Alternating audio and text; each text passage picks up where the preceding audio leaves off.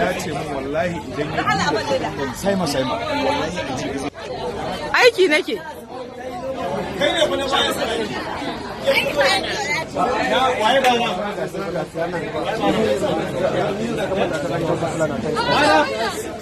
baki isa ba wallahi tunda kika zo sai an miki bidiyo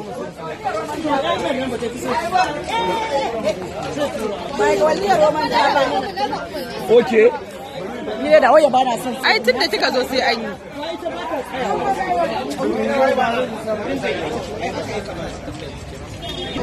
na to na ina zuwa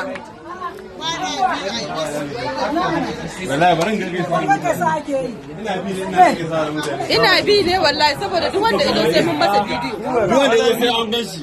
kowa yana kiran sunansa ba shi ya hawa da sun ina zuwa